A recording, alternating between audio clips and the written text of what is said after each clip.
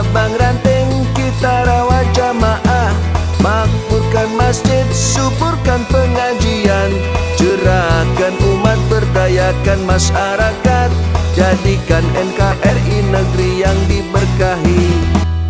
Assalamualaikum warahmatullahi wabarakatuh. Alhamdulillahilladzi arsala rasulahu bil huda wa dinil haqq liyudhhirahu 'alad dini kullihi wa kafa billahi syahida. Asyhadu alla ilaha illallah wahdahu la syarikalah wa asyhadu anna Muhammadan abduhu wa rasuluh la nabiyya ba'dah. Allahumma sholli wa sallim ala Rasulillah wa ala alihi wa ashabihi wa mawalah. Amma ba'd. Pemirsa Mimbar Unima yang berbahagia, kali ini saya akan meneruskan perbincangan tentang gerakan Islam berkemajuan, yakni Muhammadiyah sebagai gerakan ilmu. Dalam surat Al-Mujadilah ayat 11, Allah berfirman, A'udzubillahi minasyaitonirrajim, yarfa'illahu alladhina amanu minkum walladzina utul ilma darajat. Allah akan meninggikan orang-orang yang beriman dan berilmu dengan beberapa derajat. Jadi orang berilmu itu sangat dihargai oleh Allah Subhanahu wa taala. Bahkan umat manusia pun sangat menghargai orang-orang yang berilmu. Bahkan ada yang mengatakan orang berilmu itu lebih utama dibandingkan yang tidak berilmu, ya. Jadi sangat berbeda antara orang yang mengetahui dengan orang yang tidak mengetahui. Banyak ayat Al-Quran yang mengatakan demikian. Oleh karena itu, Muhammadiyah sebagai gerakan Islam yang berkemajuan juga memiliki identitas sebagai gerakan ilmu. Maka Muhammadiyah akan terus-menerus mengembangkan dan memajukan ilmu pengetahuan, sehingga mendorong semua anggota, kader, dan pimpinan untuk senantiasa meningkatkan wawasan keilmuannya. Untuk bisa menjadi orang yang berilmu, berdasarkan surat Al-Mujadilah ayat 11 itu, memang diserukan kepada orang-orang yang beriman. Yang pertama itu, sebelum ke ilmu, itu diperintahkan supaya lapang dada. Jadi ketika di dalam satu majelis atau di dalam satu institusi, itu kita diperintahkan supaya lapang dada. Allah menjanjikan kalau kita bisa lapang dada, maka Allah akan melapangkan kita, gitu. Nah, jadi syarat supaya kita bisa menerima ilmu dengan mudah, itu yang pertama lapang dada. Kalau orang itu lapang dada, itu mudah menerima, ya. Mudah menerima hal-hal yang mungkin kurang berkenan bagi kita. Mudah menghargai apa-apa yang tidak sama dengan kita. Itu orang yang lapang dada. Nah, saya sering menyampaikan bahwa tanda orang lapang dada itu ketika ketemu masalah, pecah nalare. Nah, jadi kalau ada masalah itu kemudian muncul kecerdasannya, ya. Jadi yang tadinya tidak terbayangkan akan mendapatkan ilmu pengetahuan, akhirnya mendapatkan.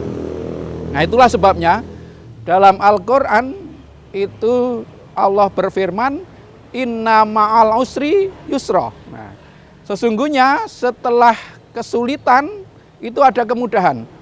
Bahkan terjemahan letterleknya itu, sesungguhnya bersama kesulitan itu ada kemudahan. Nah, sehingga bagi orang yang lapang dada, itu menghadapi masalah serumit apapun selalu tetap tenang. Karena apa? Karena Allah sudah menyediakan jalan keluar. Kalau Allah sudah menyediakan jalan keluar, tinggal kita itu mau mengambilnya apa tidak. Nah, sehingga tidak ada masalah yang tidak bisa diselesaikan bagi orang-orang yang lapang dada. Kalau sampai ada masalah kok tidak bisa diselesaikan, itu aslinya tidak ada masalah.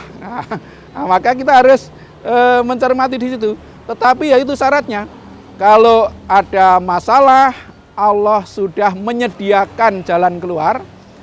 Kalau tinggal kita itu mau mengambil apa tidak. Nah, semua bergantung kepada manusia. Nah, setelah diperintahkan lapang dada, kemudian Allah memerintahkan jika kamu disuruh berdiri, maka berdirilah. Itu menggambarkan kepada kita sekalian bahwa keberadaan seseorang itu ada batasnya. Kalau sudah waktunya selesai, ya selesai. Tidak usah memaksakan diri untuk tetap menjaga posisi itu, ya. Orang itu ada masanya masing-masing. Baik itu terkait kepemimpinan, terkait dengan kedudukan, terkait dengan jabatan, dan lain-lain. Kalau memaksakan diri dengan berbagai cara, itu nanti pasti hasilnya tidak mulia. Nah, kan sekarang ini ada indikasi-indikasi yang dalam rangka mempertahankan kedudukan itu, ya berbagai cara dilakukan. Kalau memang sudah habis, ganti istrinya. Kalau istrinya selesai, disiapkan anaknya, dan seterusnya. Sehingga seolah-olah tidak mau kehilangan itu. Tapi mengapa kok bisa seperti itu? Ya karena prinsip pertama lapang dada tadi tidak dimiliki. Nah, kalau orang itu lapang dada, maka setelah selesai dalam satu urusan, ya sudah selesai, ganti dengan yang lain. Nah, kalau dua hal ini dimiliki, yakni yang pertama lapang dada, yang kedua sadar posisi, ya. Ketika waktunya berhenti ya berhenti, ketika waktunya istirahat ya istirahat. Tidak usah memaksakan diri.